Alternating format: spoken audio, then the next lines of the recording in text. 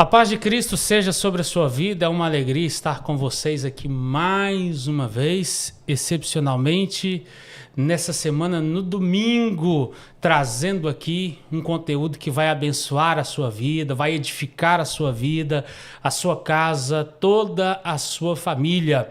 Hoje nós estamos tendo a honra de receber aqui no podcast Madecop o presbítero David, que vai falar nesta tarde do valor das experiências com Deus. Lembrando que hoje é o 21º episódio. Se você ainda não inscreveu neste canal, aproveite para se inscrever. Pegue o link deste vídeo e mande para todos os seus amigos, que os seus amigos e você, todos nós, hoje vamos aprender aqui sobre o valor das experiências com Deus. Presbítero David, seja muito bem-vindo ao podcast O Madecop.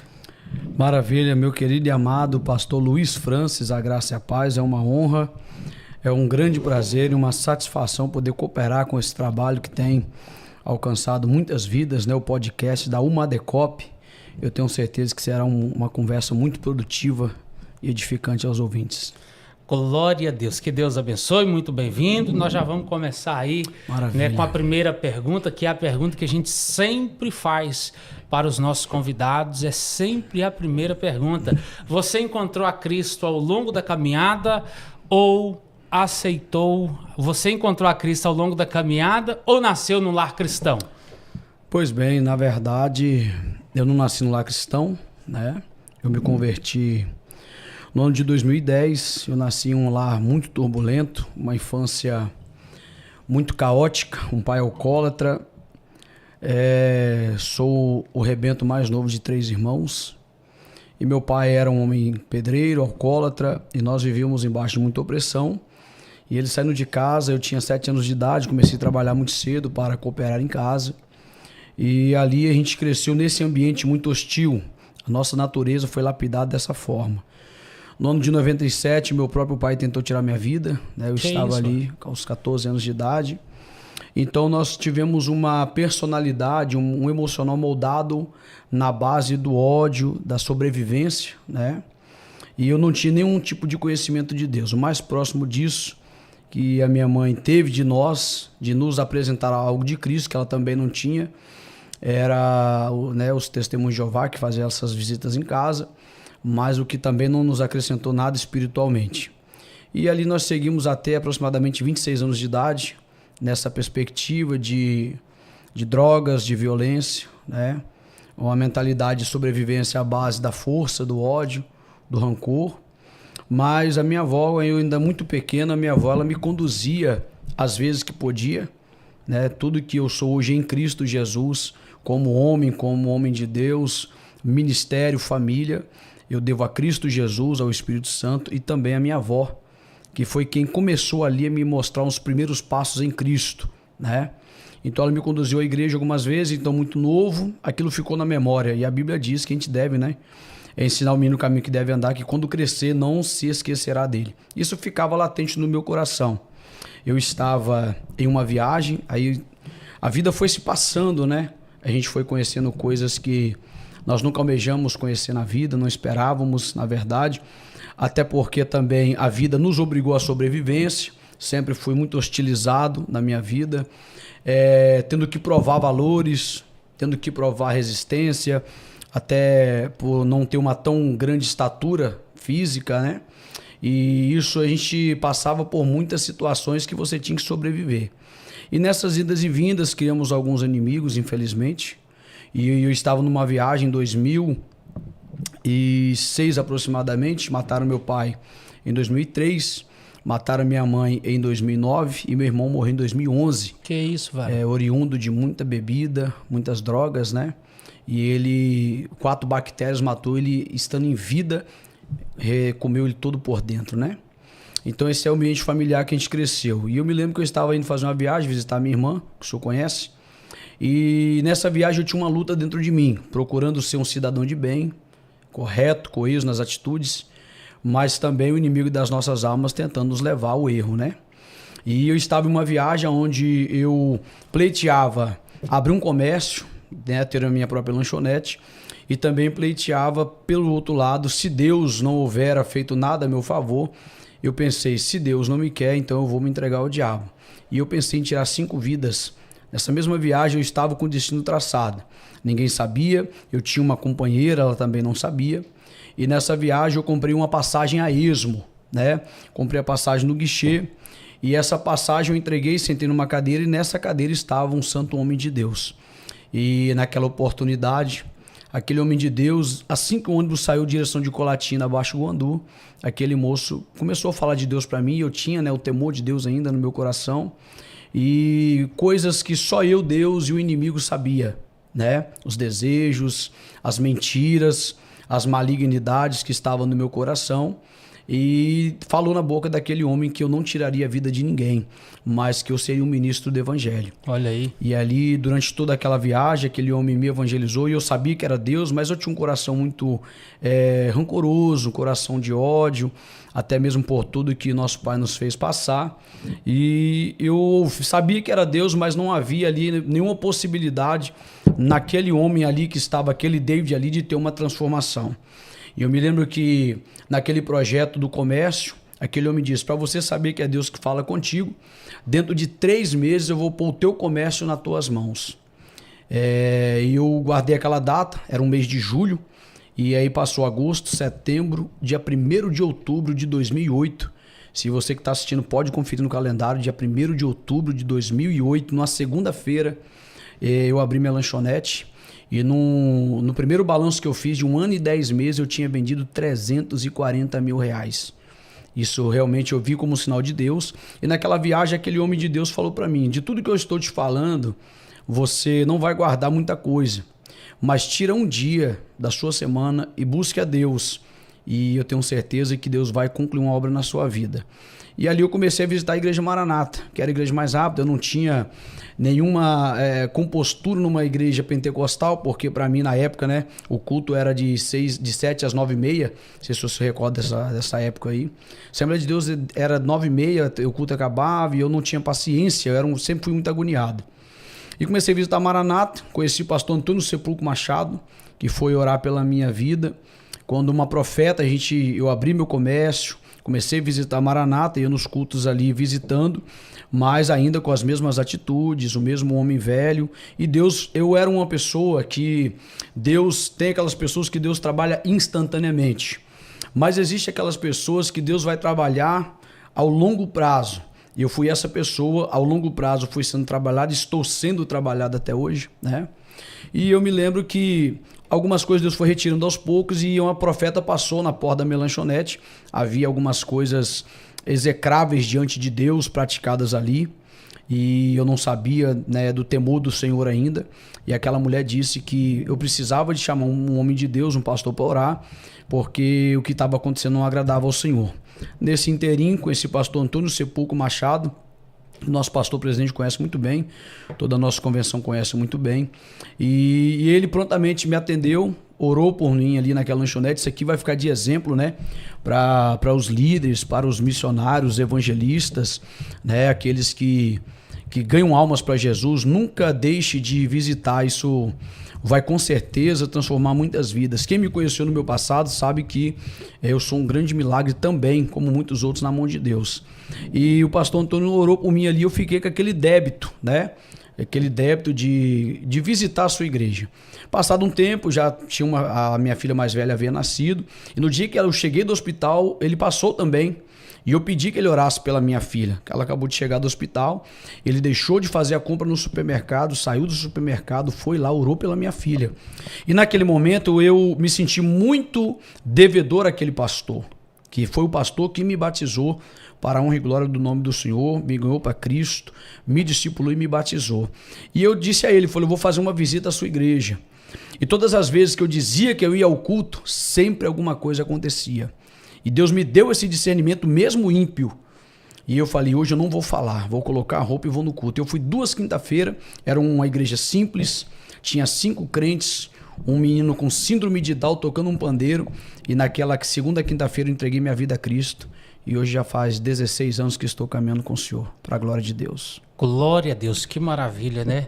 Então você estava indo com a intenção de tirar vidas e Deus te pegou lá naquele ônibus. Naquele ônibus, né? Foi uma situação, eu até me contive aqui para não chorar, porque era uma situação que só Deus mesmo, né? Eu já, na verdade, havia encomendado ali uma arma, né? Um traficante havia encomendado e viria do Pernambuco pra gente. E era certo, se Deus não me desse uma resposta naquela viagem, que nessa resposta dessa viagem eu teria ou uma ou outra. Ou eu conseguiria a verba para abrir o meu comércio, ou eu abriria mão da minha existência para poder entregar. Porque, na verdade, quando Deus permitiu a morte da minha mãe, em 2010, para mim, eu nutri uma tristeza com Deus. A verdade é essa, né? Há muitas pessoas que se dizem ateus e não são ateus. Essas pessoas estão revoltadas com Deus, porque algo deu errado, perdeu alguma situação caótica, perdeu um filho, perdeu um esposo e assim vai. Então, quando Deus permitiu que minha mãe, na minha concepção, era uma pessoa perfeita, né? Minha mãe não ofendia ninguém, minha mãe nunca levantou a voz para ninguém, e Deus permitiu minha mãe morrer de uma forma muito humilhante. Então, para mim, ali eu falei, Deus não está preocupado com a minha família. Já que Deus não nos quer, eu vou entregar minha vida ao diabo e vou começar a matar. E Deus sempre deu livramento. Tive algumas investidas contra algumas pessoas, mas eu glorifico a Deus. Deus não permitiu, minhas mãos santas, limpas, durmo tranquilo, nunca tirei vida de ninguém, mas era algo que a gente sempre estava procurando fazê-lo. Tem até um amigo que está aqui ao vivo, o meu amigo da Natural Tattoo, o Alex, é um grande cliente meu, né, da época da lanchonete, está conosco ao vivo aqui, e ele também ouviu um pouco da nossa história. Então, naquele período, foi um divisor de águas. Se Deus não tivesse falado, é o meu sonho, né? Eu tenho alguns sonhos na minha vida, eu tenho um grande sonho de ver esse homem de Deus. Porque, na verdade, assim, a gente semeia, né, a boa palavra, e muitas das vezes a gente não sabe o resultado, e esse homem de Deus não sabe o que ele fez, o canal que ele foi na minha vida. Glória a Deus. Louvado seja Deus. Glória a Deus. Glória a Deus. Glória a Deus. Isso nos faz pensar, né? Nas vezes que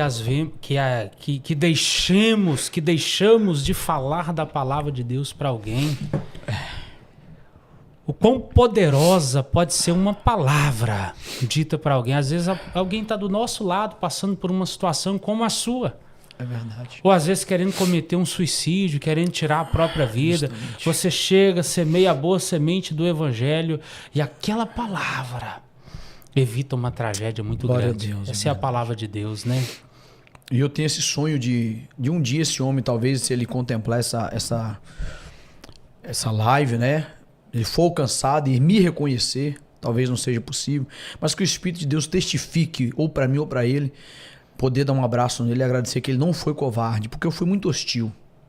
Né? É verdade que eu fui muito hostil a princípio, mas... E eu dizia, né, para ele na época, você não sabe quem está falando. Mas Deus fez uma obra na minha vida. E 1 ano, 2 dias depois que minha mãe tinha falecido, eu conheci a Cristo, graças a Deus. Você nunca encontrou esse homem depois? Nunca mais encontrei. É o meu sonho, poder abraçá-lo. E ele saber, né, toda a trajetória que a gente teve com Deus, né? Tudo que Deus tem feito através da minha vida agora, edificando vidas, ganhando vidas, igual o senhor conhece um pouco do nosso trabalho.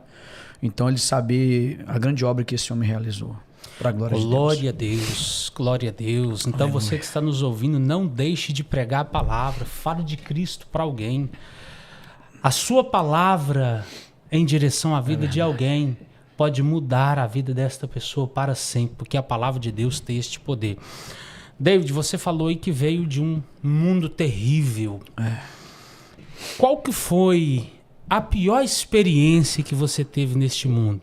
Eu estou te perguntando isso porque hoje nós vamos falar das experiências com Deus. Antes de falar das experiências com Deus, qual que foi a pior experiência? E por que você aconselha todos os jovens que às vezes quer conhecer o mundo a não ir para lá? Muitos perigos de morte, né? A gente vivenciou muito isso. E as visões noturnas concernentes ao inferno, né? Todas as pessoas que que estão nesse meio, que vivem esse meio, eles sabem muito bem. Deus permite ele ver nitidamente o inimigo, ele tem muito acesso à vida de uma pessoa que está nesse mundo, que não tem Cristo. É uma porta aberta. É uma porta aberta para o demônio. Eu tenho o privilégio de nunca ter sido possesso por demônios, para a glória de Deus. Mas inúmeros amigos meus foram possessos por demônio de forma horripilante, né? E o conselho que eu deixo para você, jovem aí, que pleiteia, está sendo setado pelo inimigo, né? De transitar por esse caminho, é um caminho destrutivo. Eu não posso dizer que eu saí de lá. Eu não posso dizer, foi Deus que me arrancou de lá. Né? O senhor conhece muito bem o pastor Rafael Ferreira. Deus o usou mesmo algumas vezes, outros profetas, para dizer que Deus me arrancou do inferno. Literalmente, né? Literalmente. Literalmente, assim, pelo que eu entendo ali, nas revelações de Deus, eu já era uma pessoa que praticamente já não tinha volta. Aprove Deus, por graça e misericórdia, estender a mão e me trazer. Porque mesmo no meio dessa correria, mesmo no meio dessa vida frenética, há algumas pessoas que elas não querem estar ali. Perfeito? Por exemplo, eu, até uma certa idade, eu era uma pessoa sempre doce, até medrosa, sabe? Mas a vida, ela te obrigou a reagir. E nesta reação, o inimigo prepara as amizades destrutivas, aqueles ambientes, e ali você vai se sentindo ser alguém, quando na verdade não é. Eu evangelizei um rapaz essa semana, que ele disse que há um grande vazio dentro dele que só Satanás pode preencher. E eu interpelei ele pela rede social e disse que Dostoiévski, ele diz que Fyodor Dostoiévski, que é um grande vazio dentro de todo ser humano, que é exatamente do tamanho de Deus, né? Então eu passei momentos de muita incerteza, insegurança, temor de saber que se eu morresse eu ia para o inferno, né? E não há alegria, esse caminho não há alegria, momentos ali, relances de felicidade, mas não tem alegria. Então eu tinha um medo muito grande para o inferno, né? O medo do abandono, da tristeza profunda, da melancolia, pessoas que se matam justamente porque é um vazio muito grande que as drogas deixam dentro dessa pessoa. O David, e as moças que às vezes não têm experiência, o que a gente tem visto muito no nosso meio, sim, na nossa cidade. Eu morei um tempo no Rio de Janeiro, às vezes a moça nunca teve uma experiência com as drogas, com o crime, e ela vai e arruma um namorado de lá. Se envolve. O que passa na cabeça de uma moça dessa? Ela se sente segura, entre aspas, de certa forma, porque a gente vê muitas pessoas entrando por este caminho, às vezes um rapaz vem, convence com uma palavra e daqui a pouco não tem volta mais. Isso aí, infelizmente, é o poder da sedução, né, do status. A gente vê lá em Provérbios capítulo 3, salvo engano, Salomão falando sobre a moça prostituta da esquina, que atrai os rapazes. Contrapartida, nós temos aqui a moça que ela é atraída pelo status que se oferece a essa vida. O ilusório, o placebo, o engodo, aquele momento que ela pensa que aquilo ali vai trazer um benefício para ela, mas que na verdade não vai trazer. E eles conseguem, estou falando porque também eu estive do lado de cá, né? Também ludibriei algumas moças, né? Sempre respeitei, logicamente, mas é o status, né? Elas são seduzidas, dominadas, né? Como diz a mitologia daquela graça da Medusa, né? De seduzir os homens, assim também esse tipo de estilo de vida ele tem seduzido, e não somente o grupo juvenil, né? A gente tem visto até mesmo na maioridade mulheres que têm bons maridos, bem casadas e acabam tendo que trabalhar para ajudar o marido, são seduzidas na empresa por esse tipo de situação e acaba vivendo uma grande infelicidade. É tudo um engano, mas é tudo pelo gosto e o prazer do status. Aí a gente tem hoje aí, por exemplo, unha de gel, né? Agora tá em alta aí a questão do monjaro, fazer uma luzes no cabelo, manter aquela jovem daquele jeito. E muitas delas vieram de uma infância muito pobre. Eu posso dizer como Paulo, eu nasci numa infância pobre, de chegar a comer feijão recheado de bicho, porque não tinha outra coisa que comer. Então eu sei estar no pouco e eu sei estar no muito. E muitas dessas jovens, elas acreditam que não vão ter futuro. Elas acreditam que, infelizmente, é só que ele não tem jeito. Aí decidem não lutar e se entregar pegando o atalho para uma vida fácil. E, infelizmente, o final, ele é horrendo e ele é triste. Infelizmente, o caminho fácil, ele sempre vai levar ao pior, né? É verdade. Nunca ao melhor. Que aquilo que é bom leva tempo. Tudo que é bom leva tempo. Verdade. É este o caminho. Você disse que já está há quantos anos na presença de Deus? 16 anos. 16 anos, glória a Deus. Na sua caminhada houve algum momento de fraqueza que você parou de caminhar e depois retornou? Ou são 16 anos sem cambiar nem para a direita nem para a esquerda? Eu tenho esse privilégio de falar que são 16 anos caminhando. Houve um período de 2015 que eu passei um processo muito melindroso, muito doloroso, e que as forças ali chegaram a faltar. Mas faltar em que sentido? No sentido de não ter força para lutar. Nunca nesses 16 anos houve nenhum desejo de voltar atrás. Nunca houve. A gente sabe que a caminhada cristã, a certeza de um homem ou mulher de Deus chamada é a vontade de parar. Mas pelo peso da chamada, o peso da responsabilidade. Vocês se desdobraram aqui nesse domingo para preparar, né, esse banquete espiritual para as pessoas. Elas não sabem o peso que é. Elas não sabem o trabalho, a dificuldade de você se manter de pé, se manter como exemplo, manter uma vida de oração, da manutenção espiritual, devocional é muito pesado. Mas graças a Deus, do dia que eu aceitei a Cristo até hoje, nós estamos aí. Eu não consigo, assim, é uma situação tão gloriosa que se hoje eu precisasse de enrolar um cigarro de maconha, eu não sei. Eu não sei. O meu palavreado, ele era 90% em gírias. Eu não sei uma gíria hoje. Assim, como que Deus muda tudo, só né? Deus, a transformação foi generalizada. Eu me lembro de uma experiência que eu estava cortando o cabelo e eu não parava para ficar contando os dias. Ah, tem 6 meses, não parava, né? A minha família deu 2 meses para mim estar caminhando. Os amigos não disseram que eu passava de 1 ano. E muitas pessoas falam, isso aí é só fogo de palha. E eu me lembro que eu estava cortando o cabelo, até o amigo é o Fernando Gaspar, lá de Colatina.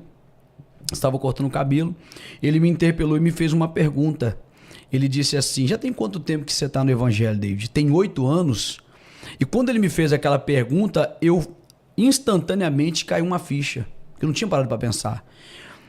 Eu chorei copiosamente durante 30 minutos. Tem 8 anos que eu estou na caminhada. Aí bateu aquela segurança, aquela certeza, aquela alegria em Cristo, de saber agora não para mais não, agora é para frente. E graças a Deus tem 16 anos firme. Logicamente, o senhor sabe um tanto quanto eu, dias de dúvidas, de incerteza, promessas esperadas, dentre tantas coisas.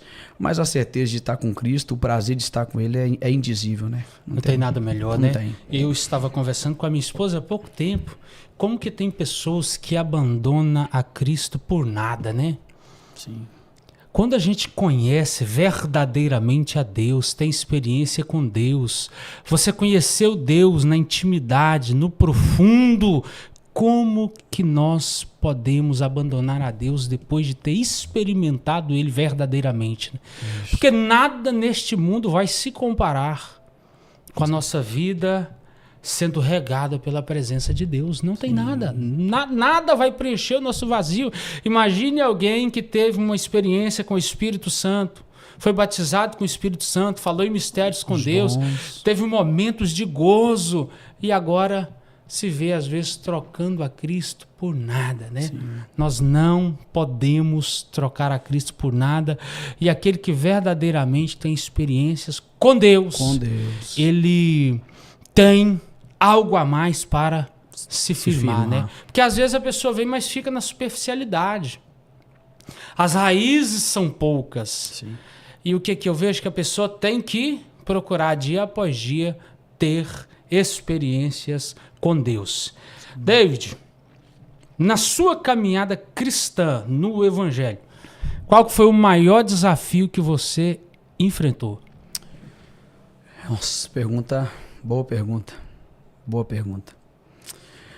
A caminhada cristã ela é feita de decisões, né? Feita de decisões. Durante a minha caminhada, como a gente começou muito cedo, eu comecei já a dar uma palavra, né? Com 6 meses de convertido. E eu me lembro que o vice-presidente na época era o pastor Luiz Antônio. Ele está vivo até hoje, né? Que ele é cunhado do pastor Antônio Sepulcro. Teve uma reunião do ministério na época e eles falaram para os obreiros, né? Que eles deveriam começar a estudar mais e ler, porque aí, segundo frase do pastor Antônio Sepulcro, esse menino que está chegando aí vai pôr vocês no bolso.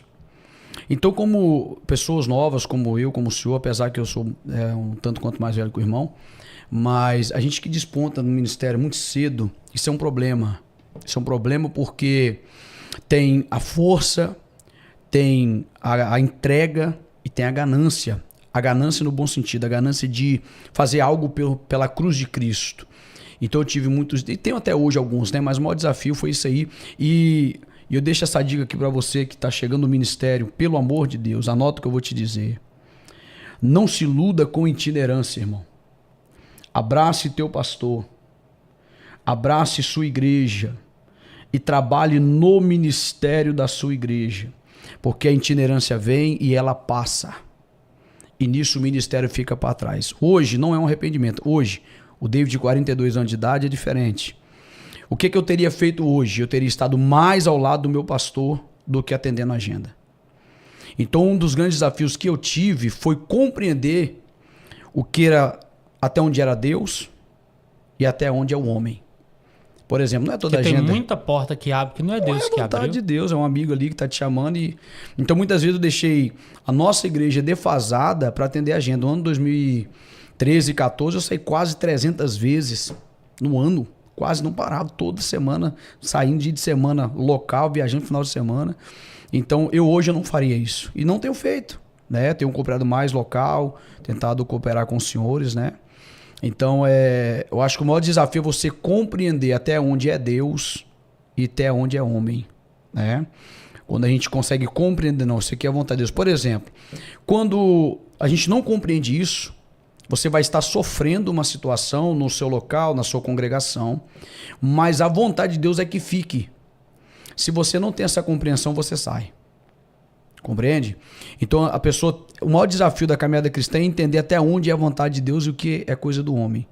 E isso aí é primordial para você romper na caminhada cristã, acredito eu. Muito interessante. Eu penso que todo pregador, antes de ser bênção lá fora, ele precisa ser bênção para a congregação local, né? Justamente. Porque tem muitos pregadores que viajam o mundo, mas não dá nenhuma parcela de contribuição, né? Não agrega em nada para a igreja local.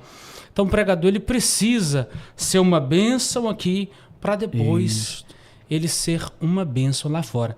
Você falou algo aí que me chamou a atenção, que se enquadra no ciúme no ministério, né? Sim. Infelizmente, o ministério é um campo onde se há muitos ciúmes. Onde se há muitos ciúmes. Esses dias eu estava vendo uma matéria interessante, como um jogador de futebol aplaude o companheiro, como um empresário aplaude o companheiro, sim, como um profissional de sucesso aplaude o outro companheiro. E às vezes nós no reino de Deus, quando vê o companheiro tendo sucesso no ministério, sim, nós o invejamos e queremos prejudicar ele de alguma forma. Sim. Infelizmente não é esse o caminho, mas infelizmente isso acontece em muitos lugares. Qual que é o nosso papel? Meu irmão está crescendo? Glória a Deus, irmão. Sim. Glória a Deus. E se for um liderado meu, glória a Deus. Ainda mais. Por quê? Porque o sucesso do meu liderado é o meu alívio. Sim.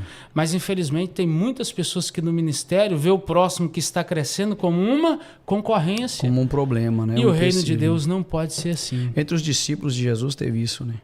E aí que entra que eu disse ao senhor a questão do discernimento, né? A maturidade cristã, ela vem aí, né? E eu preciso entender, pegando essa palavra de maturidade, que o ministério de cada um é diferente. Sim. Tem pessoas que Deus confiou algo muito maior do que Ele confiou nas minhas mãos. E eu preciso entender e compreender. O irmão está indo mais longe, glória a Deus, por isso é Deus que deu. E preciso também compreender quem Deus deu um ministério que não vai ter a abrangência que o meu tem. Então eu tenho que entender os dois lados, tanto aqui como lá, e contribuir de alguma forma para sim, que os ministérios vá adiante. Vá fluindo, né? O pastor Fernando Lopes de São Paulo, teve aqui uma época, nós trouxemos ele aqui, e eu lembro que eu conversei isso com ele, a respeito disso. Ele me disse, olha, existem pregadores que vão ser pregadores a nível mundial. Nós temos inúmeros exemplos, teve aqui Cláudio Gama, inúmeros exemplos, e o Lopes, temos inúmeros, né? Existem pregadores que vai ser a nível nacional. O Brasil todo vai conhecer. E aí ele foi classificando. Existem pregadores que é nível de estado. Se o camarada for pregar só em Minas Gerais aqui, ele não sai. Sai não. Mais Prega de todo 830 dia. municípios. Se ele for pregar em cada igreja, ele vai passar a Se vida ele toda for e não prega em visitar tudo. um município por Ele não dia, prega, né? Então tem aquele Quase pregador que é 3 nível anos. de estado, tem um pregador que é nível de cidade. A cidade toda vai conhecer ele. Tem um pregador que é nível de campo. É aquele bom pregador, prega muito, mas só o campo que chama. Ele não tem aquela aptidão de itinerância. E tem aquele pregador, às vezes até o dirigente da igreja, que ele vai pregar só na igreja dele. E vai pregar muito. Então tem essas multifaces do evangelho que as pessoas não entendem. O evangelho é como essa árvore aqui, ó. Tem várias ramificações. Então quando a gente compreende isso, nós damos as mãos e o reino de Cristo é glorificado. precisamos compreender, Isso né? aí. Precisamos compreender. E você nessa jornada de pregador do evangelho, qual o sonho que você tem como pregador? Então, eu, sinceramente, né, eu sou de uma geração aí, onde a nossa geração, ela se espelhava ali, Elcio de Assis, se espelhava a Adeudo Costa, né, mesmo período de Marco Feliciano, já mais aqui na frente, Carvalho Júnior. Então a nossa geração toda, logicamente que na época era de pregar nos Gideões, né? Como eu disse ao senhor, na verdade é o seguinte, hoje, nesses 16 anos, estou como presbítero, na verdade houve um empecilho do avanço ministerial, creio eu, duas coisas de suma importância. O trabalhar de Deus na minha vida, tá certo? Isso foi muito importante por líderes que não me aliviaram. Isso foi muito bom para mim, porque eu comecei pregando, eu citava 60, 70 versículos de cabeça. Você pega um novo convertido, o cara pregando em congresso, com um ano de crente, tem que, se não colar nele, ele vai estragar o menino, né? Vamos dizer assim, né? Então eu tive líderes que me colocou na porta 8 meses, não deixava sair, e hoje eu entendo que fez bem para mim, então essa maturidade veio. Eu não aspiro hoje, por exemplo, ser um itinerante por questão de conhecimento ou reconhecimento, certo? Se hoje eu tiver que, por exemplo, ter uma itinerância com abrangência, é por aquilo que eu sei que Deus me entregou. Eu sei que é simples, mas eu tenho algo a passar para o povo. Isso aqui está sendo uma grande porta, uma grande ferramenta, né, para alcançar muitas vidas. Muitas pessoas eu sei que têm desejo de me conhecer pessoalmente, como eu sou realmente no dia a dia, que talvez não seja essa pessoa tão difícil de lidar. Então a questão do ministério, no princípio, a gente queria aquilo ali, aquele status. Eu hoje não. Eu entendo que hoje eu poderia estar mais além. Primeira coisa, o trabalhar de Deus na minha vida. Segunda coisa, que eu fui batizado com o Espírito Santo depois de 10 anos de crente.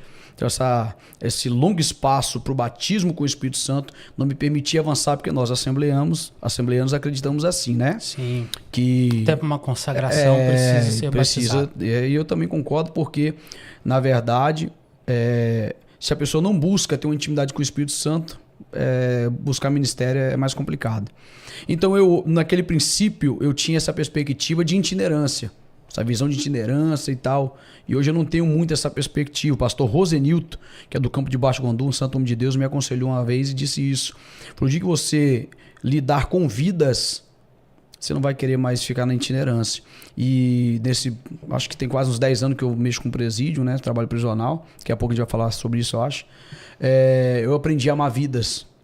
Entendeu? Então eu entendo hoje, às vezes o líder da igreja não quer que um pregador chegue e bata na igreja. Porque ele está lidando ali com pessoas que já estão com uma fraqueza espiritual, está ferida. Hoje eu tenho esse discernimento, essa maturidade. Sim, às vezes a pessoa chegou toda machucada. Já sai isso aí. Curar desviado. as feridas, chega, toma uma cacetada. Isso. Agora hoje eu aspiro... De pessoas que não sabem o que é cuidar de vidas e acaba prejudicando. Isso aí. Posso dar uma experiência em cima disso? Fica à vontade. Eu tive uma experiência, eu era muito impetuoso, como diz o Helder Farias, meu amigo, tá lá em Rondônia. Eu fui pregar numa igreja, e nessa igreja tinha uma criança. No começo, você pode ver que você nunca viu brigar com nenhuma criança aqui. E no começo ali, aquele ímpeto, né? Já chegava para a igreja, hoje vocês vão conhecer Bíblia, com coisa que o povo não conhecesse, né? E tinha uma criança andando ali e eu estava entre mim e o púlpito. E eu me movimento muito, como o senhor conhece. E aquela criança poderia se machucar, uns 2, 3 anos aquela criança. E eu perguntei, essa criança não tem mãe? A mulher pegou a criança, o marido saiu arrastando todos os 3 e foi embora. E eu, para piorar a situação, disse: esquenta a cabeça não, irmão, isso aí é bode. Ninguém falou nada, o irmão convidou, não falou nada, o pastor nada. Passados-se uns 2 ou 3 anos, eu estive com esse irmão. Ele formou em psicologia, apresentação ao público, linguística. E nós estávamos conversando, ele tinha uma livraria, que é da onde eu comprei a maior parte do meu material. E ele, aí nessa oportunidade, ele me repreendeu como ensinamento. Falou, aquela criança era uma criança que era um caso especial da igreja. A igreja tinha reunido e foi concordado com todo mundo que a criança ia ficar livre para fazer o que quisesse na igreja, para o pai e a mãe não sair da igreja. Porque o pai e a mãe com vergonha espancavam a criança. A criança é muito nova. E eles decidiram, ou a gente espanca a menina, ou a gente sai da igreja, ou a nossa filha fica à vontade. E foi votado que a criança ficaria à vontade. E eu, sem saber, por ignorância, cheguei e infelizmente cometi esse grande erro, mas depois me retratei, né? Logicamente. São experiências que vai ficando. Eu hoje, na questão do ministério, o que eu aspiro hoje no ministério é simplesmente chegar até onde Deus queira. Não, sinceramente, eu não tenho aquela aspiração a nível, igual como eu citei aí, né? Que a questão de Gideões, só se for uma vontade de Deus, se for para me cooperar, né? Tem inúmeros congressos aí que são respeitáveis, nem todo grande congresso são respeitáveis, felizmente ali é só mesmo um status, né? E onde a gente puder chegar para cooperar, o meu desejo é só isso mesmo, poder edificar vidas sem prejudicar ninguém. É o que eu aspiro, é só isso mesmo. Se tratando ainda de pregadores, você acha que hoje nós aqui no Brasil estamos carentes de referências? Não, de jeito nenhum, de forma nenhuma. A gente, pegando o tema, o prisma aí da referência, nós temos ótimas referências no nosso Brasil, né? Não todos, mas nós temos nosso campo que nós temos referenciais, né? Mas a nível nacional aí, nós temos muitas referências aí, né? Eu tenho os que eu considero, né? Cita uma referência para nós aí que você considera como uma referência para o seu ministério. Para o meu ministério, isso. A gente tem Bill Lopes, é um santo homem de Deus, né? O próprio Eliseu Rodrigues aí tem feito um bom trabalho, particularmente o Juarez Tavares, para mim, né? Porque é o seguinte, é um santo homem de Deus. Então eu penso, a vida tem que vir antes da mensagem, né? Que é o prisma aqui, referencial. E esse homem hoje no Brasil é um homem que consagra e que ora muito. A gente tem números referenciais aí. Por exemplo, existe o evangelista Lorival Neto, lá do Pernambuco. Um referencial para a nossa geração. E temos muitos homens aí. Cláudio Gama, Nerildo Acioli. São homens aí que a gente pode sentar e ouvir tranquilamente que vale a pena sim. Tem inúmeros homens. Maravilha. O Cláudio Gama esteve sentado aí nessa cadeira. Pois você está sentado. Maravilha. Foi uma bênção a experiência com ele aqui no podcast. Até mesmo o Júnior Calais aí levantando agora, como o senhor disse, né? É um camarada aí respeitável, digno de ser ouvido, né? A gente tem muitos homens de Deus. Juliano Fraga, né? Tem representado aí o reino de Cristo, Jonathan Carlos, sim. O próprio Lincoln Gabriel, apesar da pouca idade, isso aí independe, vida com Deus e peso, independe de idade, porque Deus disse que Davi mesmo você era como o seu coração, então Lincoln Gabriel também, pastor Carlos Júnior, uma das mentes mais brilhantes do Brasil hoje, é um referencial também para nós aí, tem muita gente, tem. Glória a Deus, muita gente boa, né? Logicamente, se nós estamos falando aqui, irmão, nível nacional, nós temos aqui nosso pastor presidente, temos nosso companheiro de ministério aqui, pastor Paulo Guerra, pastor Adriano, o senhor também tem um referencial como obreiro, como homem de Deus, como pai de família. Então, não somente os demais irmãos externos, mas como o tema aí é a nível nacional, né? A gente tem bastante. Se tratando de pregação, eu te vi falando em um vídeo que você não troca a sua pregação no presídio por uma pregação no púlpito de uma igreja. Sim. Fala um pouquinho para nós aí do seu trabalho no presídio. Sim. Por que você prefere pregar no presídio do que na igreja? Muito bom. Então, já tem praticamente uns 10 anos que a gente está fazendo trabalho prisional. Fizemos em PRL, no Linhares, né? E também em Colatina, todos os presídios ali, menos o feminino. E agora estamos aqui, o Senhor nos trouxe para cá, cooperamos aqui. Realizamos já 4 batismos. Glória a Deus. Aqui na história da cidade de Conselheiro Pena, o primeiro pastor até hoje e único, né? Apesar que nós somos presbítero, mas temos essa respeitabilidade no ministério, tanto lá dentro quanto aqui do nosso presidente. O primeiro e único pastor até hoje a servir Santa Ceia na cadeia de Conselheiro Pena fomos nós, para a glória de Deus, né? Glória a Deus. Então, o trabalho prisional é o seguinte, a entrega é muito grande, né? Logicamente que a gente sabe, Nós temos aqui também nossa igreja, outras igrejas, você vai pregar, o senhor é pregador, o senhor sabe que o ambiente O povo está sedento, né? sedento, mas ali dentro a entrega é muito grande. O senhor está entendendo? Eu tenho certeza. Hoje eu não pude ir por causa do podcast. Eu tenho certeza que eles estão lá lamentando, chorando e muito triste. Então as maiores experiências, uma das maiores experiências que eu tive, se eu não estiver enganado, é a Galeria F lá em Colatina, né? A cadeia lá, ela tem várias celas e as galerias são separadas. E eu não tenho dúvida que mais um pouco ali, nós chegamos ali naquele culto a 95% da experiência de Paulo e Silas. Eu não tenho dúvida do que eu estou falando com Glória temor na minha Deus, alma. Glória a Deus. Há pouco que Jesus materializava dentro daquela galeria ali. Glória Nós a Deus. tínhamos uma cela que estava com quase, não sei agora se é 28, se é 18, não lembro direito, 28 presos. Ali tinha presbíteros, evangelistas, infelizmente desviou e voltou para lá. Todos correndo, saltando, falando em mistérios, sem um encostar no outro. Eita. Tem um pregador lá em Colatina, tem esse jovem que está lá, Volmar. O Volmar tomou 50 anos de cadeia. O Volmar, ele pregou no congresso da cadeia que os pregadores ficou com vergonha. Então, igual o pastor Johnny teve conosco domingo retrasado, ele ficou maravilhado de ver um homem lá de alta periculosidade, o camarada orando, e a presença de Deus ser esmagadora. Ele falou. Coisa esmagadora. Então, quando eu digo que uma pregação, eu não troco uma pregação, eu digo em questão de escolha, né? Se hoje eu tiver que escolher, ou você só prega no presídio, ou você só prega no púlpito, eu escolheria o presídio. Presídio, a praça, muitos anos pregando na praça de Colatina, de sábado a gente descia pra lá. Um camarada que era extremamente o maior idólatra de São Jorge que eu conhecia, aceitou Jesus me vendo pregar na praça. Glória a Deus. Ele tem uma imagem que cabe aqui, ó. Ele tinha na casa dele, o corpo dele tatuado, né, na parede da casa dele. Um homem extremamente devoto de São Jorge.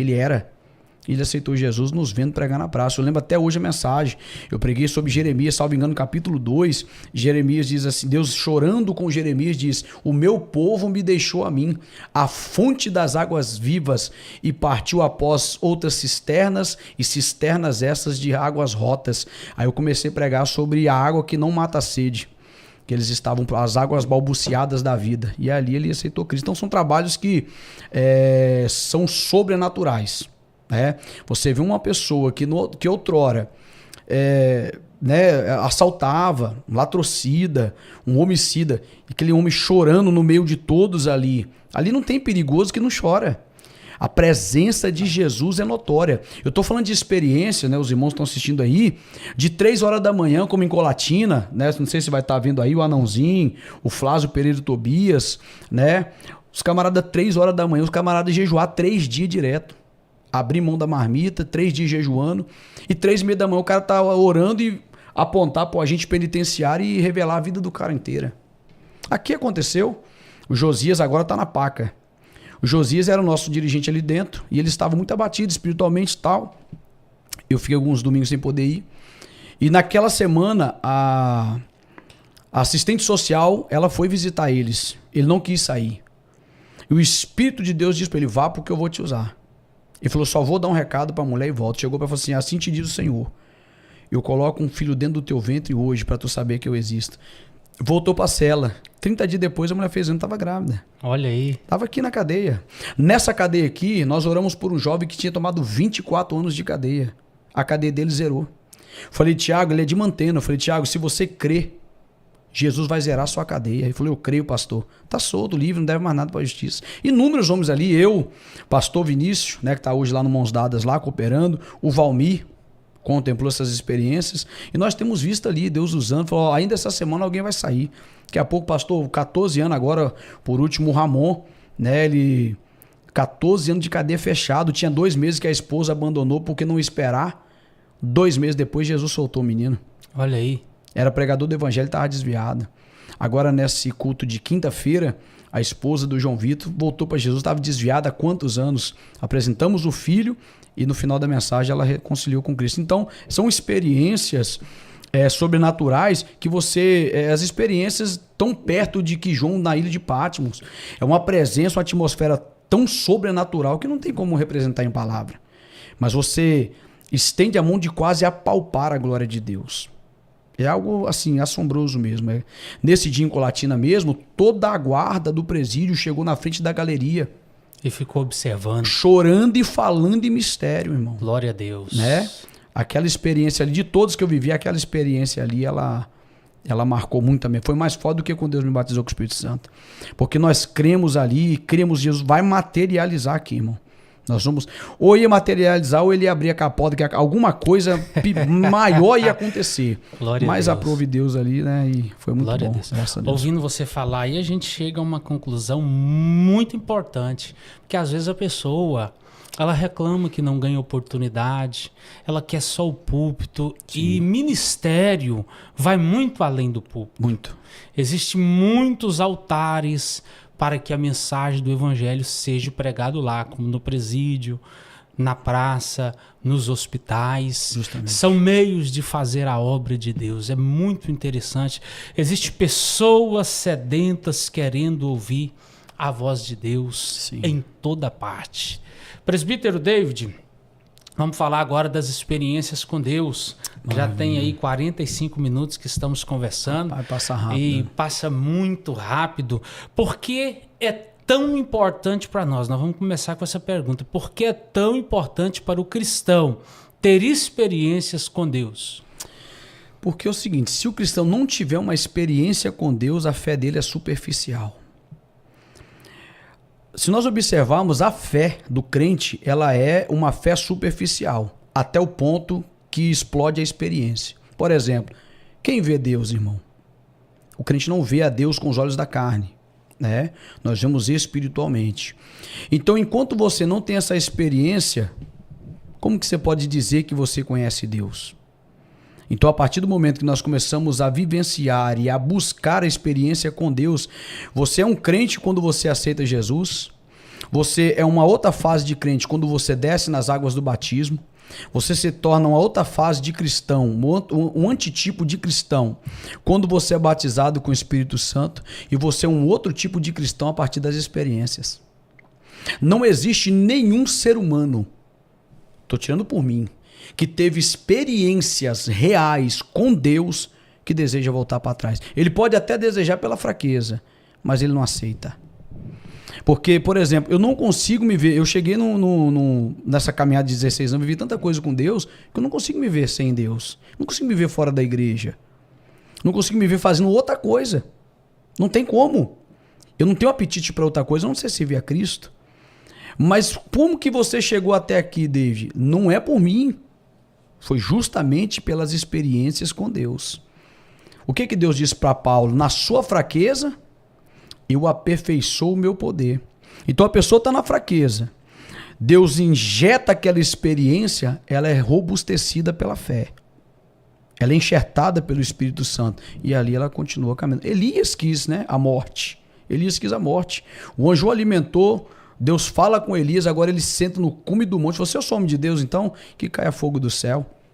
Experiências, as experiências nos mantêm de pé. Se todo cristão, toda pessoa que professa a fé em Cristo, independente da sua placa, se você buscar as experiências com Deus, você nunca mais você pensa em desistir, irmão. A igreja estava cheia e o inferno estava vazio, com certeza. Muito importante. Nós precisamos ter experiência com Deus. As experiências que eu tive com Deus ao longo da minha vida foram fundamentais para que eu pudesse criar raízes em Cristo e estar caminhando até hoje na presença do Senhor nosso Deus. Vamos falar agora da sua experiência com Deus. Você teve várias experiências com Deus ao longo da caminhada. Você falou já de algumas experiências que você teve com Deus, mas sempre tem uma que é a que mais nos marca. Qual que foi a experiência com Deus que mais marcou a vida do David? Aí é complicado, porque foram, graças a Deus, muitas, né? Deixa eu montar um contexto para vocês entenderem. Por exemplo, no tempo que eu aceitei Jesus, foi lá em 2010, não é tão longe, mas é uma fase diferente da igreja, querendo ou não, que agora a gente já está entrando na parte aí do IA, essa parte da tecnologia, então defasou bastante. Mas a gente ouvia muito ainda curas, milagres, paralítico andando, né? Então Deus me fez essa promessa. Eu novo convertido com poucos meses, eu orei para uma mulher que ela estava 3 meses acamada à beira da morte. Eu deixei de buscar minha filha na creche, porque Deus falou, vai orar por ela que ela vai morrer. Eu orei por aquela mulher e ela, no outro dia, ela já estava de pé e dando faxina na sua casa. Toda a vizinhança quis saber como que aquilo havia acontecido, porque todos já estavam esperando o velório dela. Eu ainda, recebendo as promessas de Deus, as palavras de Deus, eu orei pela irmã Elidineia. Eu não consegui, eu até peço perdão aos irmãos, eu tentei rebuscar muitos testemunhos de contatos de pessoas para conseguir o áudio, que a gente soltaria o áudio aqui para ver a veracidade, mas se alguns irmãos estiverem aí, pode participar, pode, se eu estiver mentindo, pode me desmentir, fique à vontade. A irmã Elidineia tinha 10 anos e 3 meses de um fluxo de sangue. 10 anos e 3 meses, ela não curava, nada resolvia. E ela tinha uma crise no seu casamento justamente oriundo do fluxo de sangue, né? E eu me lembro que eu vim aqui visitar minha irmã na região ali do Krenak, e naquela madrugada, eu já tinha umas 2 semanas que eu não via a irmã. Naquela madrugada, eu novo na fé. Aquela irmã me viu no culto e falou assim: irmão, Deus falou para mim, pedir para você orar por mim, porque Deus disse, se você orar, Ele vai me curar. Irmão, tô falando 10 anos, quantas pessoas não orou por essa mulher? Eu estou falando de uma mulher de oração. Eu estou falando de uma mulher santa, piedosa, que jejuava, uma senhora que a vida dela era visitar, orar, expulsar demônio. E Deus não curava. Aí tá, vim visitar minha irmã quando deu um dia, 3 horas da manhã, ali. Deus me fez lembrar daquela mulher, eu estava orando, que uma coisa que deve ser registrada aí, é que nesses 16 anos, pastor Francis, fora conselheiro Pena, porque eu ainda não tenho intimidade com os montes aqui, né? Mas todos os 11 anos primeiros da minha caminhada, eu orei sempre de madrugada. E agora eu oro em casa. Não tem um monte que ora em casa. No monte e muitas das vezes em casa. O pastor Antônio Sepulcro me doutrinou orando. Eu, na primeira semana de crente, eu já estava indo para oração 5 horas da manhã. Eu, com 6 meses de novo convertido, eu fui batizar nas águas depois de 1 ano. Com 6 meses, o pastor Antônio Sepulcro me deu a chave da igreja na minha mão, porque tinha dia que eu orava na porta da igreja que o diácono não ia, e ele toma insulina até hoje, infelizmente, é diabético do grau pior, não conseguia ir, e eu pedi a ele encarecidamente se ele confiava. Ele falou: não, meu filho, eu confio. Eu toda semana trabalhava até meia-noite, 1 hora da manhã, 5 horas eu estava na porta da igreja, estava clamando ao Senhor. Então ele me doutrinou na oração. Eu aprendi a orar com o pastor Antônio Sepulcro Machado. O que eu sou hoje na oração, eu aprendi com o meu pastor. É por isso que eu digo de novo, cola no seu pastor, na sua liderança, e você vai ser vitorioso no ministério. Então eu aprendi dessa forma. A irmã Lidiné pediu para orar, estava orando de madrugada, e não precisa, talvez alguém não vai crer, mas quem vive o sobrenatural sabe. O chão trepidava. A presença de Deus foi se manifestando que o chão trepidava. A presença de Deus parou por cima do colonhão assim. E naquela hora eu lembrei da irmã Lidiné e comecei a orar. Repreender aquele fluxo, que eu comecei a orar, tudo bem. Quando eu voltei de viagem, eu fui visitá-la naquela semana. E tinha 2 semanas que eu não a visitava e fui visitar quando voltei da viagem. Quando eu cheguei na porta, ela disse: fica aí, irmão, não entra não. E começou a me contar a experiência. Naquela mesma madrugada, ela estava deitada ao lado do sofá, enfraquecida, porque o esposo não aceitava ela deitar na cama. O céu se abriu, eu chegava na porta e dizia para ela na visão: a sua vitória é hoje, irmã Elidinéia. O céu se abria, uma chuva de fogo desceu sobre ela, passou por ela e me pegou lá na porta. Ela falou: David, a partir daquele dia nunca mais eu tive um fluxo de sangue. Ela mora em Colatina, ela mora no bairro Bela Vista, irmã Elidinéia, missionária Elidinéia, todos lá do bairro Bela Vista conhecem, pode procurar ela que ela vai testemunhar. Até hoje nunca mais ela teve um fluxo de sangue. Então esses milagres foram acontecendo. Vou falar um perto aqui, que é acessível para o senhor, pode ir lá. Ali nós temos a irmã Idalina. A irmã Idalina, o esposo dela era o seu Zé. Seu Zé caiu com 92 anos, quebrou o fêmur, quebrou a bacia, não andava. Para se assentar na cama, o seu Zé só se assentava se alguém pegasse. E ela tinha um filho tetraplégico especial. O menino não dormia, gritava a noite toda e era aquele tormento. E eu passando ali, eu vi aquele barulho, Deus falou: entra aí e ora. Eu orei pelo seu Zé, falei: só crê que Jesus te faz andar, seu Zé? Em nome de Jesus, falou assim: eu creio. Falei: em nome de Jesus, levanta e anda. Ele saltou da cama e saiu andando dentro de casa. Pastor Jabas é testemunha viva. Pastor Binha. Na mesma semana, aí ele andou, foi até a sala. Quando eu coloquei as mãos no joelho, o joelho estava gelado. Ele se assentou com medo. Eu falei, antes que o mês acabe, o meu telefone vai tocar e o senhor vai andando até a igreja. Na quinta seguinte, quando o irmão Zé entrou para dentro da igreja em Vila Independência, a igreja foi renovada, varão. Glória a Deus. E ali ele testemunhou, Deus mandou um menino na minha casa. E eu estou andando para a glória de Deus. Glória a Deus. Então essas coisas foram acontecendo, só que eu queria vivenciar coisas maiores, certo? Eu aceitei em 2010, até no ano de 2011 para 2012, só orando e consagrando. Na virada do ano, Deus usou Rafael, disse que a partir de 2012 as pessoas iam passar a me conhecer. Em 2012, em janeiro, eu preguei no dia 22 de janeiro de 2012, num dia de domingo. Quando eu acabei de pregar, a igreja estava caindo arrebatada em glória. Naquela mesma noite, 17 agendas se abriu para mim naquela noite. Colatina começou a ouvir falar do meu nome. Porque é o seguinte, a gente sabe que, por exemplo, o senhor é nascido e criado aqui na região. Criado então, o mundo que conheceu o senhor sem Cristo é um. O mundo evangélico não te conhece. Agora conhece, não conhecia. Então, até no meio evangélico, ninguém sabia que eu existia. A partir dali, o meu nome começou a ser ventilado. E eu continuei orando, buscando Deus. Então, na virada do ano de 2013 para 2012 para 2013, eu fiz um voto a Deus. Falei, Senhor, o Senhor disse que eu iria orar, os enfermos iam ser curados, eu quero ver surdo ouvindo, eu quero ver cego enxergando, eu quero ver os milagres. Vou fazer minha parte, o Senhor faz o do Senhor. Quando na virada do ano, fiz esse voto a Deus e comecei. Madrugada, rapei minha cabeça, Atos 18:18, Paulo fez um voto ao Senhor rapando sua cabeça também. Raspei minha cabeça, que é a minha vaidade, vocês sabem mais do que eu. E foi a primeira vez, agora já são 6 vezes, mas foi a primeira vez que eu tinha rapado minha cabeça. Nunca tinha rapado minha cabeça. Meu cabelo, né? A cabeça não, o cabelo. E ali comecei a jejuar, né? Cheguei a passar 3 dias ininterruptos e 7 dias só em líquido. E trabalhando, braçal. E orando a Deus. Quando deu no mês de fevereiro, eu não tenho certeza da data, mas eu creio ser no dia 14, não tenho certeza. Mas foi numa quarta-feira. Estava orando, eu lembro da mensagem, eu preguei João 9. Pregando sobre João 9, passando Jesus e um cego de nascença, e a igreja não reagia para nada.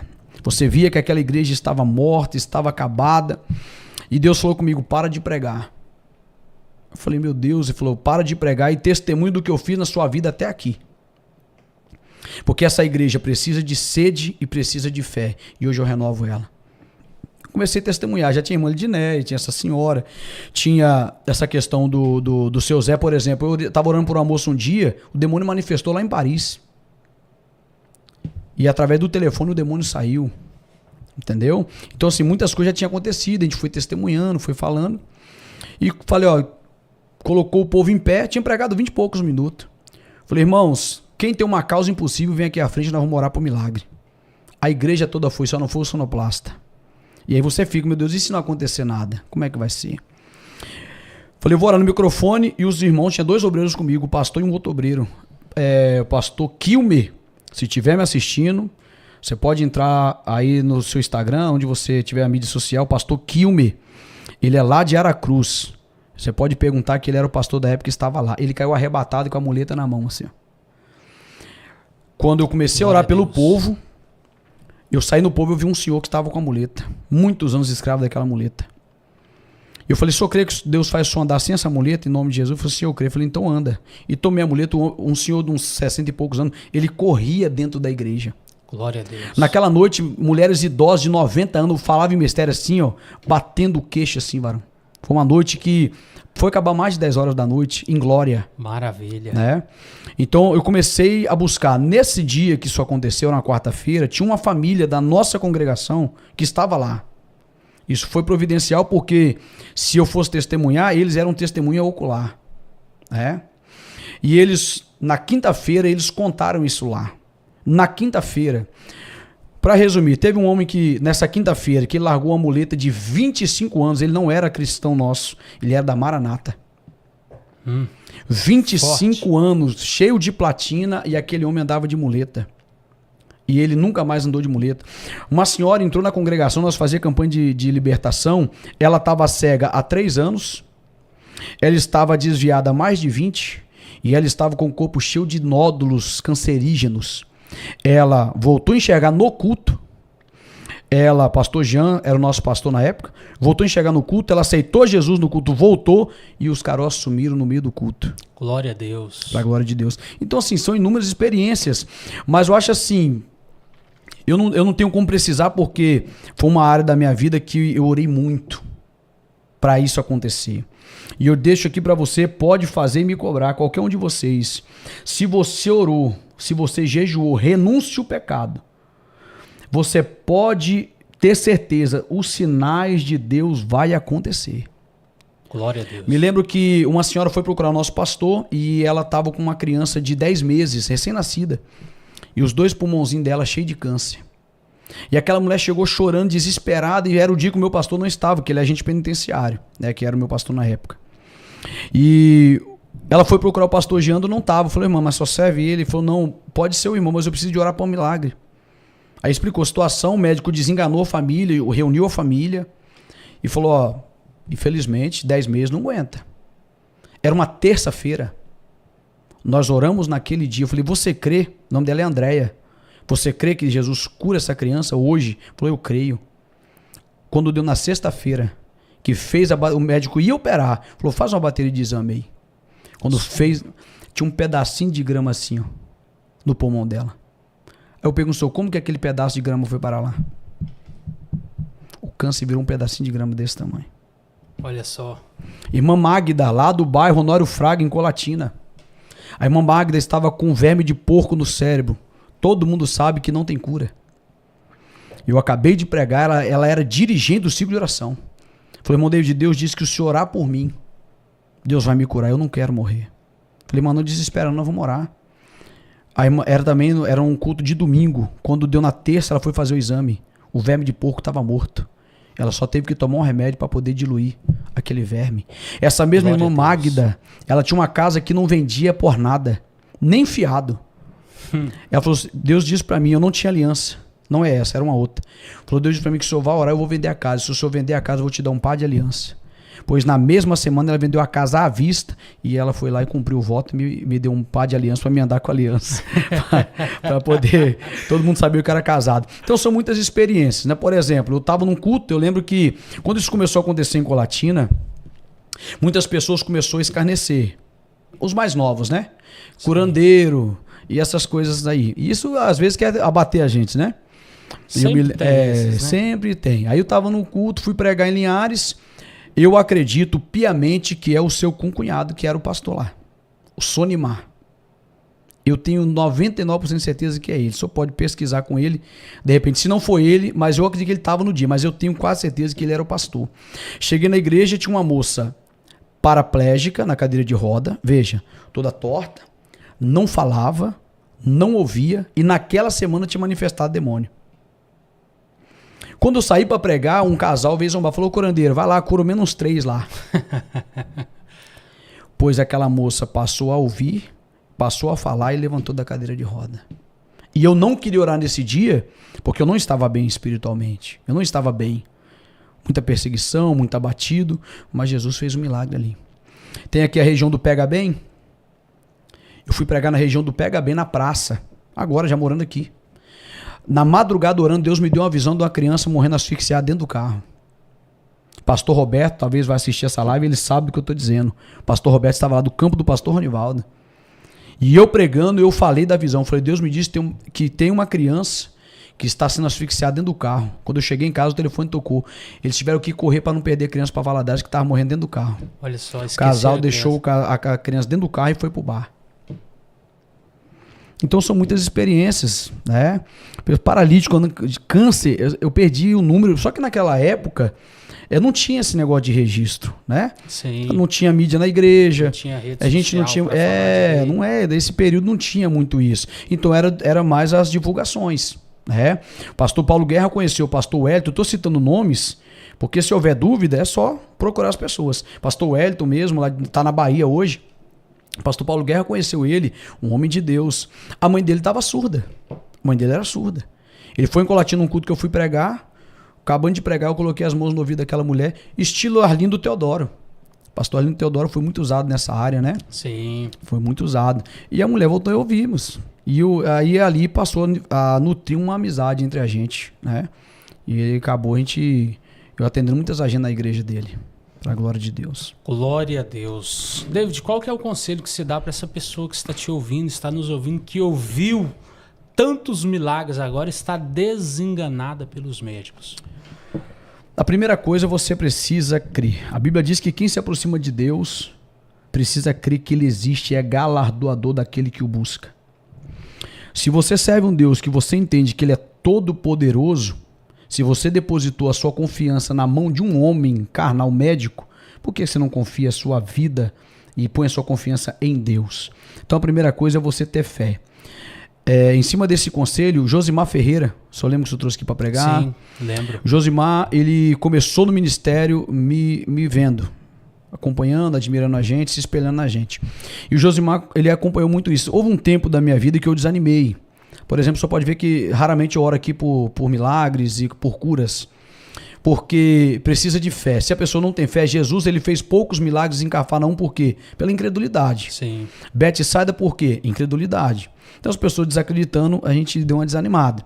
E eu lembro que eu fui pregar na vigília, ele foi comigo, eu ficaria hospedado na casa do pastor Jonathan. Ele é pastor da Madureira, lá em São Gabriel da Palha, talvez vai assistir esse vídeo e vai lembrar disso. A filha dele tinha um problema de rejeito à lactose gravíssimo. Gravíssimo. Ela não podia, assim, num tom de brincadeira, nem ver uma vaca. Nada do gênero do leite.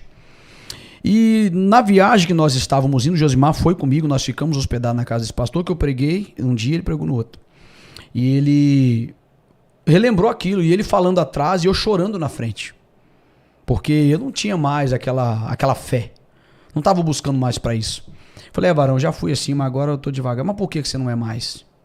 Enfim, fomos para casa desse pastor, pregamos na vigília, fomos muito bem hospedados. Quando levantou de manhã, eu levantei num propósito. Mas não sabia do problema da filha.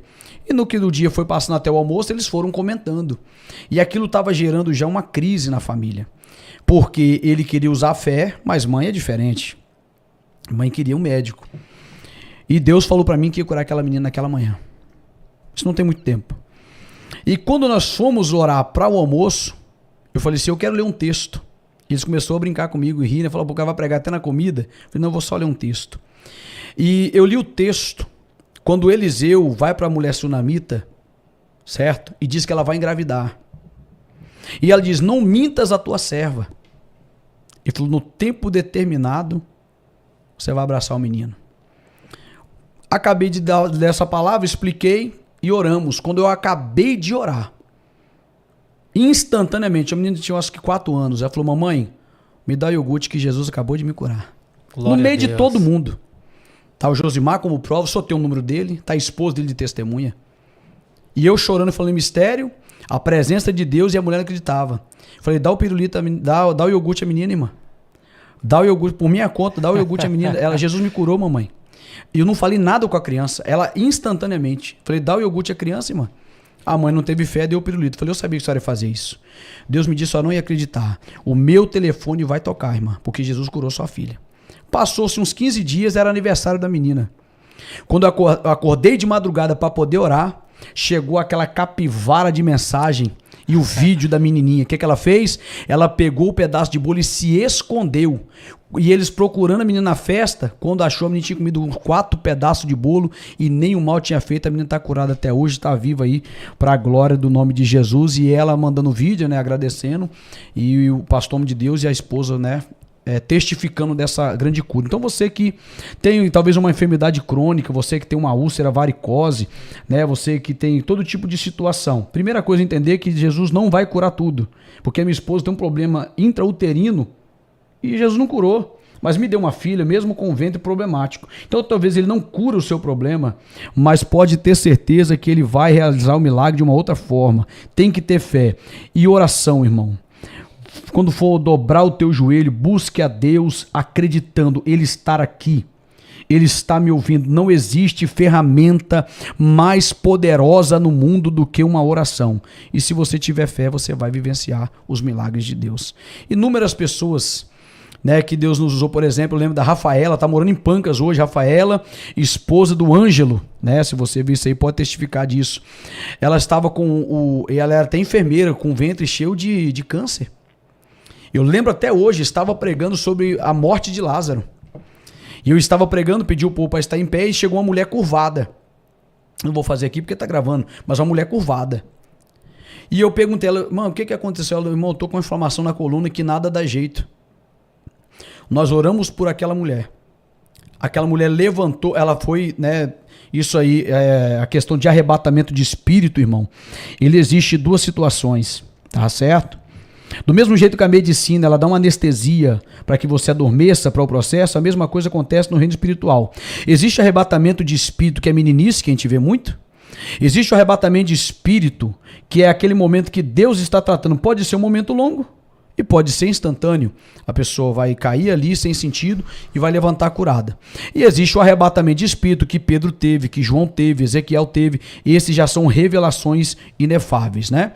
Ela caiu, nós continuamos orando. Quando aquela mulher levantou, pastor Francis, ela estava ereta e ela foi renovada em línguas estranhas naquela noite. Há muitos anos não falava. Glória a Nesse Deus. culto, eu me dirigi a Rafaela, não sabia, não conhecia, hoje a gente conhece. E disse a ela, falei, Deus me disse que está tocando no seu útero, no seu ventre. Ele arranca os caroços hoje e ele coloca uma criança. Hoje o menino deve ter uns 10 anos, já está andando aí, cheio de saúde, bonito, para a glória de Deus. Naquela noite eu orei a Deus, falei, Deus, se for do Senhor, eu peço que o Senhor me dê uma resposta à noite. Deus me deu uma visão que eu aparecia para ela e ela dizia, Deus, eu estou grávida, para a glória de Deus. Então são muitas histórias aqui, eu acredito que pouco tempo não dá. Glória a Não Deus. dá. Se tratando de um contexto geral na igreja brasileira, na sua opinião, antigamente acontecia mais milagres ou hoje acontece mais milagres que antigamente ou está da mesma forma? Não, circunstancialmente, antigamente, indubitavelmente, não tem como medir. Agora veja, por quê? O milagre de antigamente ele era coletivo. Um novo convertido que tinha uma vida piedosa, ele orava e Deus curava. Perfeito? Então, os dias de hoje, ainda existe cura? É claro que existe, irmão. Nós temos testemunhos aqui, a irmã Elvina, dentro desta sala que nós estamos aqui, a Elvina estava com o ouvido fechado. Eu acabei de orar pela Elvina, falou, pastor, eu creio que se orar eu vou ser curado. Quando ela chegou no café da manhã, o ouvido dela estava limpo. Glória a Deus. Escorreu toda aquela problemática ali, ela testemunhou, a esposa do pastor Elcio testemunhou que foi curada aqui, outras pessoas foram curadas, né? Eu tive o privilégio, meu pastor, de orar por uma pessoa, o filho dessa mulher, a filha desse homem, quer dizer, ele deu um problema na pele, dos pés à cabeça, e a medicina não achava o problema. Na igreja lá no Ayrton Senna, em Colatina, e ele disse, irmão, Deus disse que se o senhor orar pela minha filha, ele vai curar minha filha. Eu orei por aquela menina, no outro dia a pele da menina estava limpa. Para a glória de Deus. Só que a situação é o seguinte, hoje o percentual maior das pessoas, como o senhor já me viu ministrando sobre isso, para você vivenciar os milagres de Deus, você tem que desaparecer. A pegada é essa. Eu quero viver os milagres de Deus. Esquece. Você vai ter que sair de alguns churrascos aí, vai ter que de algumas rodas ali de amizade e você vai se enterrar com Deus. O milagre está nisso. Está diante de Deus. Diante de Deus. O que Moisés... Nós podemos concluir que às vezes a falta de milagres está na pessoa não ter uma vida de dedicação a Deus. Isso aí. Antigamente o povo dedicava mais? Com certeza, porque... Não tinha tantas distrações. Não tinha, só matou a charada. A distração hoje é muita, né? Demais. É lógico que é benéfico, porque o problema do século passado, ele era um problema somente de cunho espiritual. O problema da nossa geração é de cunho mental e emocional. As pessoas estão com as mentes carregadas, sobrecarregadas, né? O emocional sobrecarregado, né? Então, essas distrações aliviam a carga do dia a dia. A pessoa fica 5 horas mexendo no telefone num dia, mas não ora 10 minutos por dia. Sim. É muito orar 10 minutos, mas é fácil passar 5 horas pode estar cansado com mexendo sono nas redes sociais. Eu já orei por uma moça que ela tinha dado derrame. Uma moça muito nova, ela chorava muito, copiosamente. Isso não foi em particular, toda a igreja viu o rosto dela retornando instantaneamente no meio da igreja. Mas é o que eu estou dizendo. Qual é o nosso objetivo? Não, David, eu quero ter experiências com Deus, eu quero ver milagres e... Beleza. Então você esquece. Essa missionária, irmã Lidinéia mesmo, por exemplo, ela nem sabia ler direito. Ela fez curso e ela falou comigo um dia assim: David, o que eu faço para pregar? Você que quer pregar, não tem segredo. Não tem segredo. Como que eu faço para... Tem pessoas que nos vê pregando, né? Eu particularmente, algumas vezes eu tenho essa bondade de pessoas elogiar a forma que Deus nos usa e tal. Irmão, isso não é eu. Não é meu. Você orou a Deus, você leu Bíblia, o Espírito de Deus se encarrega do resto. Não tem segredo. Só que... Ele administra o resultado, né? O problema é o seguinte, vamos supor, a pessoa passou ali 1 ano sem jejuar, um exemplo. O cara quer jejuar 24 horas, não vai jejuar. Começa gradativo, irmão. Consagra até 9 horas o primeiro dia, depois você vai consagrar até 11, daqui a pouco você conseguiu já ir até 1 da tarde, e assim você vai paulatinamente crescendo sua vida espiritual. Da mesma forma é o campo da oração. A pessoa não está acostumada a acordar de madrugada, não vai ser assim. Não está acostumado a orar, ele não vai orar 1h30, 2 horas. Eu já cheguei a orar 4 horas de joelho. Não me lembro se passei muito mais do que isso. Estou falando orando ininterruptamente, sem repetir palavras. Não estou falando ficar dobrado em cima do joelho para virar a noite para dizer que estava orando. Estou falando orando, falando com Deus, ouvindo Deus. E tem um segredo na oração, pastor Francis. Isso aqui tem que ser guardado. Nós estamos dialogando aqui, certo? Sim. Mas é um diálogo que é onde eu falo e o senhor fala. Na oração não é assim. E se fosse um outro tipo de diálogo, por exemplo, que eu tenho que falar... Se eu falei com o senhor 1 hora, eu tenho que te ouvir 1 hora pelo menos. No livro O Monge o Executivo ensina sobre isso. Então, por exemplo, com Deus é a mesma coisa. A gente fala com Deus 2 horas, mas nós não esperamos Deus falar 2 horas. A gente acaba de orar, levanta e sai. Então a oração ela tem esse segredo. Espere a resposta de Deus. E o milagre acontece. Essa geração agora ela vai vivenciar milagres esporádicos, né? Esporádicos. E aí entra, muitas das vezes as pessoas não entendem. Eu também, eu sei muito bem os excessos que tiveram nas doutrinas do passado, né? Os excessos, questão do bermuda, não vai mandar ninguém para o inferno, e entre tantas outras coisas, excessos. Mas aquela visão de procurar uma castidade, uma forma melhor de se vestir com castidade, toda essa cautela que tinha na igreja, isso era muito bom. O povo chegava, orava, buscava a Deus, o culto era outro. A responsabilidade era zero do pregador, porque a igreja já estava inflamada. Percebe? Hoje em dia, você tem que montar um esquema para alguém que tenha um nome, que arrasta a multidão, que aí o povo vem expectativa nessa pessoa. E às vezes o milagre não acontece, né?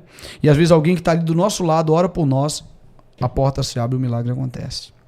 Glória a Deus, glória a Deus. Então, pega o conselho, desapareça. Isso aí. Esteja diante de Deus, em oração, em jejum, lendo a palavra, e você vai viver milagres extraordinários da parte de Deus. Deivão, estamos chegando ao final.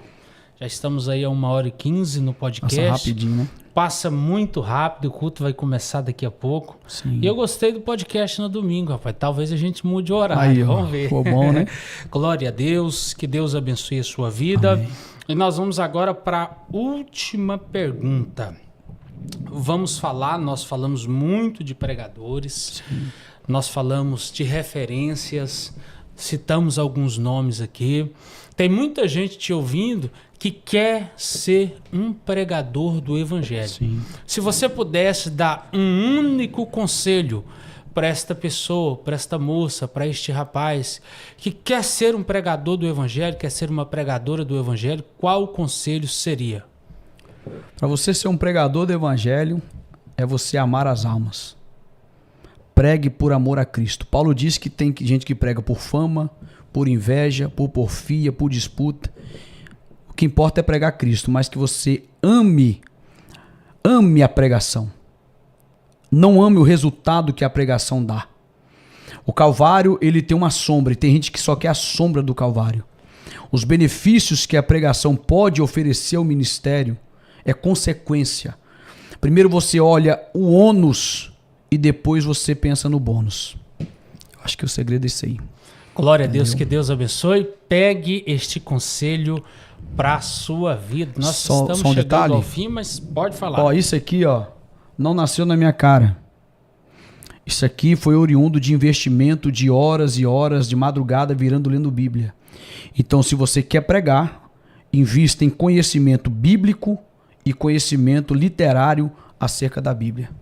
Glória a Deus. Ame as almas. Glória a Deus. Invista Estude no conhecimento bíblico. E a ore. oração ele já falou, né? Não ore, precisa nem o princípio repetir. é a oração. O princípio é a oração. Antes de encerrar, eu quero informar para você, toda sexta nós falamos aqui de uma farmácia que é a melhor farmácia da nossa cidade, a Ideal Farma. Você conhece a Ideal É a Farma? melhor que tem na cidade. Meu amigo Yuri Manzico. É esse daqui Eita que glória. pinta lá as paredes da Ideal Farma. Esses dias eu vi ele lá. Né? Sempre que precisa fazer uma manutenção. Eles têm o melhor preço da cidade. Essa semana passada teve uma promoção de fralda que não tem para ninguém, é o preço mais em conta. Você pode pedir o que você precisa pelo WhatsApp, a entrega é super rápida, ou também você pode comparecer no estabelecimento deles ali na Avenida José Maurício de Vasconcelos, na esquina da Praça da Prefeitura. Remédio, perfumaria e tudo que você precisa aí para sua vida fitness, de suplemento para academia, você encontra na Ideal Farma do nosso amigo Yuri Manzico. Então, precisou de qualquer coisa, liga para a Ideal Farma, eles resolvem o seu problema, porque eles estão aí para servir bem a você e também a sua família. Que Deus abençoe a toda a equipe da Ideal Farma. Presbítero David, foi uma alegria te receber aqui no podcast o Madecop. Você que ouviu, participou, pega este link aí, mande para o seu amigo. Se o seu amigo ainda não recebeu o link da sua parte, porque tá recheado